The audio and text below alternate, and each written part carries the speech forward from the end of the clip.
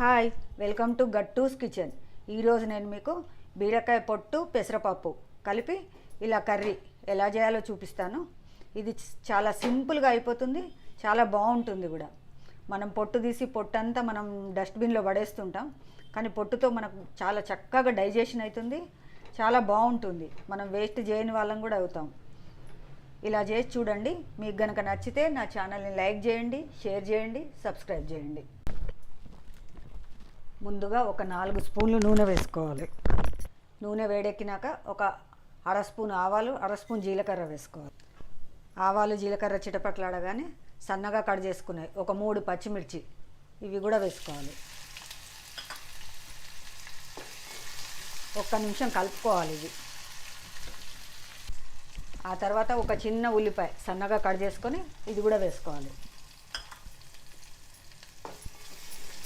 ఉల్లిపాయ కొంచెం మగ్గాలి.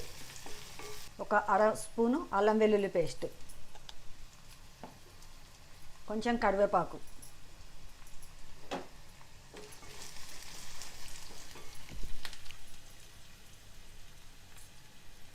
ఒక అర స్పూన్ పసుపు, ఇవన్నీ వేసుకొని చక్కగా కలుపుకోవాలి. అల్లం వెల్లుల్లి పచ్చివాసన పోయే వరకు వేయించుకోవాలి.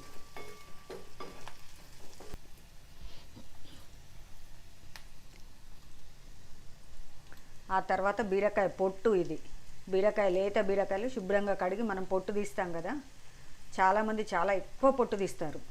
అలా ఎక్కువ పొట్టు తీసినప్పుడు ఇలా ఏదో ఒకటి దాంతో పచ్చడి కానీ పెసరపప్పు వేసుకొని కానీ చేసుకోండి. నేనైతే తక్కువే తీస్తాను. ఆ తక్కువది కూడా మనకు వచ్చిందంత ఉంటుంది కదా. ఇది మనకు ఫైబర్ కదా, మంచి డైజెషన్కి ఇది చాలా బాగా పనిచేస్తాయి కదా ఇలా పొట్టు లాంటివి. ఇది పడేయకుండా దీంతో మనం కర్రీ చూపిస్తున్నాను. ఈ పొట్టు ఒక కప్పు వరకు వేసేసుకోండి. వేసుకొని ఇది కూడా కొంచెం వేగనివ్వాలి. పెట్టి ఒక్క 5 నిమిషాలు వేగనివ్వాలి.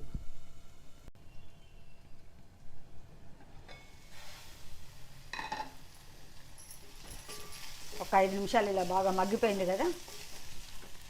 ఇప్పుడు మనం ఒక అరకప్పు పెసరపప్పు ఒక అరగంట ముందు నానబెట్టుకోవాలి. ఈ నానబెట్టుకున్న దాంట్లోకి నీళ్లు తీసేసి ఈ పెసరపప్పు ఇందులో వేసుకోవాలి.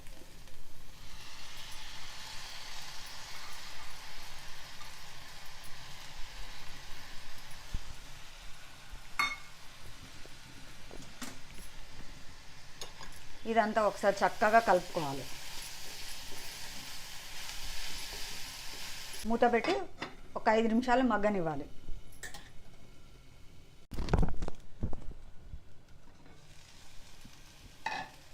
ఒక 5 నిమిషాలు ఇలా మగ్గినాక ఒక అర స్పూను ఉప్పు, అంటే ఎవరు తినే దాన్ని బట్టి వాళ్ళు వేసుకోండి. వేసుకొని ఇదంతా చక్కగా కలుపుకోవాలి. ఒక 2 స్పూన్లు వరకు వాటరు. పెసరపప్పు నానిపోయింది కాబట్టి జస్ట్ కొంచెం వాటర్. మూత పెట్టి ఉడికించాలి.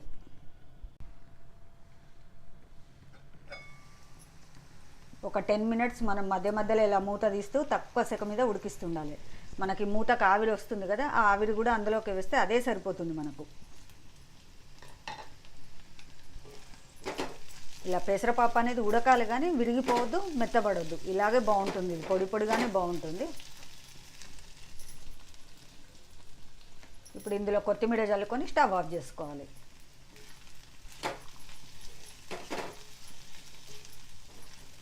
బీరకాయ పెసరపప్పు రెడీ.